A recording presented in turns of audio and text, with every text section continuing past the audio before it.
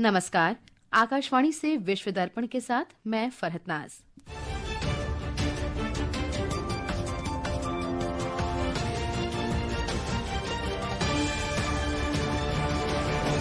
America के राष्ट्रपति Donald Trump और रूस के राष्ट्रपति व्लादिमीर पुतिन 15 अगस्त को अलास्का में मुलाकात करेंगे। अमेरिका के उपराष्ट्रपति जेडी वेंस ने कहा, फलस्तीन को मान्यता देने की कोई योजना ही नहीं। अजरबैजान और आर्मेनिया के बीच दशकों पुराना संघर्ष समाप्त करने पर सहमति। पाकिस्तान मानवाधिकार परिषद ने बलूचिस्तान में इंटरनेट और मोबाइल फोन सेवाएं बंद करने की कड़ी आलोचना की। और 7 महिलाओं सहित 10 भारतीय मुक्केबाज बैंकॉक में अंडर 19 एशियाई चैंपियनशिप के फाइनल में पहुंचे, स्वर्ण पदक के लिए रिंग में उतरेंगे। अब समाचार विस्तार से।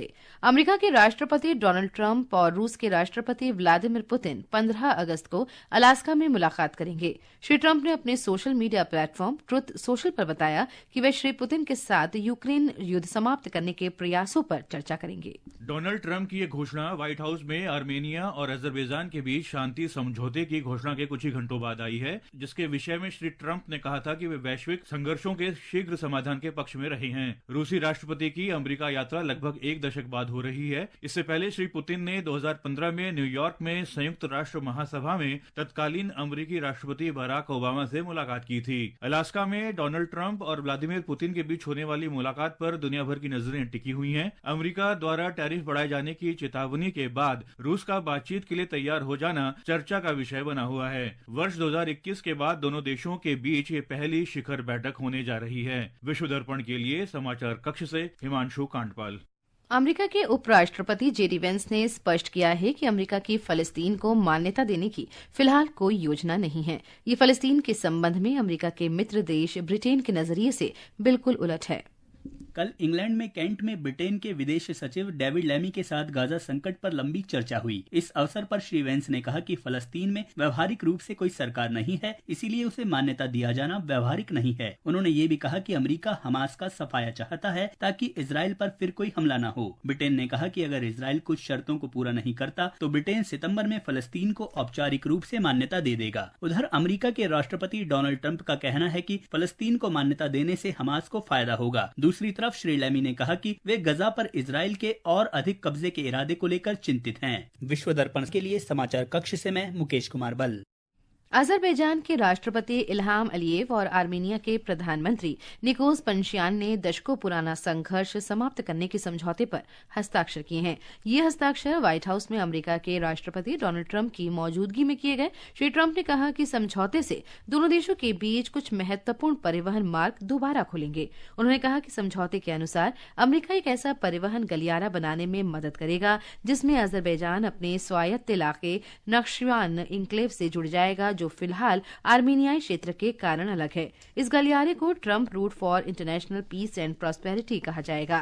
ताइवान के रक्षा मंत्रालय ने बताया है कि ताइवान के आसपास के इलाकों में चीन के 57 सैनिक विमान, 6 नौसैनिक जहाज और 4 सरकारी जहाज देखे गए हैं। इनमें से 38 विमानों ने ताइवान जल मंडरूप मध्य से देश के विभिन्न भागों में प्रवेश किया।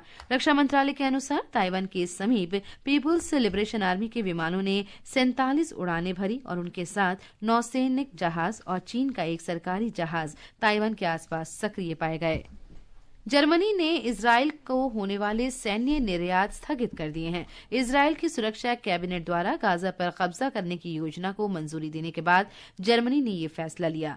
एक दिन पहले इजरायल के प्रधानमंत्री बेंयामिन नेतन्याहू ने इसकी घोषणा की और इसका उद्देश्य पूरी गाजा पट्टी पर सैन्य नियंत्रण करने का बताया। गाजा में इजरायली युद्ध के बाद से अब तक हजारों लोग मारे जा चुके हैं और वहां मानवीय संकट उत्पन्न हो गया है। विश्व दर्पण समाचार आकाशवाणी से प्रसारित किए जा रहे हैं। ताजा समाचार जानने के लिए आप हमारे social media handle @AIR news Hindi को फॉलो कर सकते हैं। विश्व दर्पण में आपका फिर स्वागत है। पाकिस्तान मानवाधिकार परिषद HRC ने बलूचिस्तान में इंटरनेट और मोबाइल फोन सेवाएं बंद करने के लिए पाकिस्तानी अधिकारियों की निंदा की है और इसे मौलिक मानवाधिकारों का घोर उल्लंघन बताया। HRC ने कहा है कि बलूचिस्तान सरकार द्वारा पूरे प्रांत में 3G और 4G मोबाइल तथा इंटरनेट सेवाओं को निलंबित करने का निर्णय एक क्रूर और असंगत है जो लाखों निर्दोष नागरिकों को निशाना बनाता है। ये निर्णय संचार के अधिकार, अभिव्यक्ति की स्वतंत्रता, शिक्षा, स्वास्थ्य और रोजगार जैसे मौलिक अधिकारों का हनन करता है। मानवाधिकार परिषद ने सवाल उठाया है कि क्या पूरे प्रांत को चुप कर देना, शिक्षा, स्वास्थ्य, रोजगार और संचार को बाधित करना एक वैध रणनीति है। चीन ने 31 अगस्त से 1 सितंबर तक तियानजिन में शंघाई सहयोग संगठन SCO शिखर सम्मेलन में भागीदारी करने के लिए प्रधानमंत्री नरेंद्र मोदी के आगामी दौरे का स्वागत किया है। चीन के विदेश मंत्रालय के प्रवक्ता गाउ जियाकुन ने कहा कि इस शिखर सम्मेलन में एकजुटता और मित्रता का समागम होगा। इसमें 20 से अधिक देश भागीदारी करेंगे। नामीबिया की सूचना और संचार प्रौद्योगिकी मंत्री एम्मा थियोफिलिस ने कहा है कि उनका देश परमाणु आपूर्तिकर्ता समूह में शामिल होगा। नामीबिया के मंत्रिमंडल ने सप्ताह की शुरुआत में इसकी मंजूरी दी थी। परमाणु आपूर्तिकर्ता समूह 48 देशों का संगठन है, जिसका उद्देश्य परमाणु हथियारों का प्रसार रोकना है।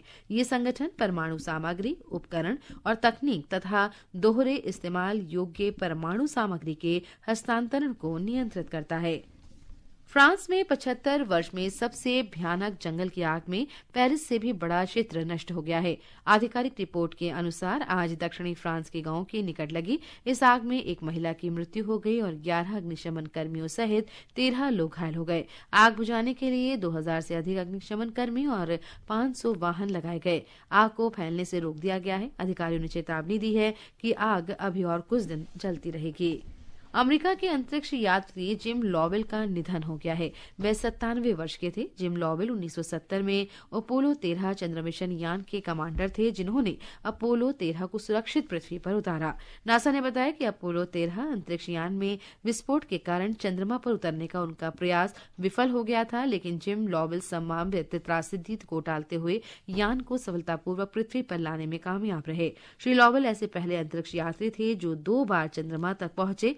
हालांकि वे वास्तव में कभी चंद्रमा पर नहीं उतरे थे।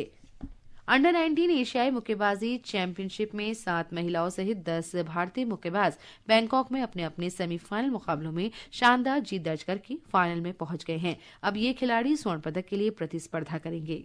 अंडर 19 एशियाई बॉक्सिंग चैंपियनशिप में भारत के मुक्केबाज कल स्वर्ण पदक के लिए रिंग में उतरेंगे। सभी ने अपने अपने सेमीफाइनल मुकाबलों में शानदार जीत दर्ज की। महिला वर्ग में 54 किलोग्राम वर्ग में निशा, 57 किलोग्राम वर्ग में मुस्कान, 60 किलोग्राम वर्ग में विनी, 65 किलोग्राम वर्ग में निशा, 75 किलोग्राम भार वर्ग में आरती कुमारी और 80 किलोग्राम से अधिक भार वर्ग में पार्ची टोकेस ने फाइनल में जगह बनाई। 57 किलोग्राम वर्ग के सेमीफाइनल में मुस्कान ने चीन की जिएन वोंग को हराया। आरती कुमारी ने वियतनाम की थान तुएन ट्रॉन पर इतनी प्रभावशाली मुक्केबाजी की कि रेफरी को दूसरे राउंड में ही मुकाबला रोकना पड़ा। उधर पुरुष वर्ग में 65 किलोग्राम वर्ग में मौसम सुहाग, 75 किलोग्राम भार वर्ग में राहुल कुंडू, 90 किलोग्राम वर्ग में हेमंत सांगवान ने फाइनल में जगह बनाई है। 80 किलोग्राम भार वर्ग में कृतिका को सीधे फाइनल में प्रवेश मिला है। विश्व दर्पण के लिए आनंद पाठक। भाई बहन के स्नेह का त्योहार रक्षाबंधन आज भारत सहित दुनिया के कई देशों में हर्षोल्लास के साथ मनाया जा रहा है। इस दिन बहनें भाई की कलाई पर राखी बांधती हैं और उनकी दीर्घायु की कामना करती हैं। मेरे भैया, मेरे चंदा, मेरे अनमोल रतन, तेरे बदले में ज़माने की कोई चीज नहीं। राष्ट्रपति द्रौपदी मुर्मू और प्रधानमंत्री नरेंद्र मोदी ने रक्षाबंधन के अवसर पर देशवासियों को शुभकामनाएं दी हैं। राष्ट्रपति ने अपने संदेश में कहा है कि ये पर्व महिलाओं के अधिकारों की रक्षा और उनके सम्मान के प्रति सभी के दृढ़ संकल्प को मजबूत करता है। राष्ट्रपति ने इस अवसर पर लोगों से समृद्ध देश के निर्माण का संकल्प लेने का आग्रह किया। और अंत में मुख्य समाचार एक बार फिर। अमेरिका के राष्ट्रपति डोनाल्ड ट्रंप और रूस के राष्ट्रपति व्लादिमीर पुतिन 15 अगस्त को अलास्का में मुलाकात करेंगे। अमेरिका के उपराष्ट्रपति जेडी वेंस ने कहा, फलस्तीन को मान्यता देने की कोई योजना नहीं। अजरबैजान और आर्मीनिया के बीच दशकों पुराना संघर्ष समाप्त करने पर सहमति। पाकिस्तान मानवाधिकार परिषद ने बलूचिस्तान में इंटरनेट और मोबाइल फोन सेवाएं बंद करने की कड़ी आलोचना की।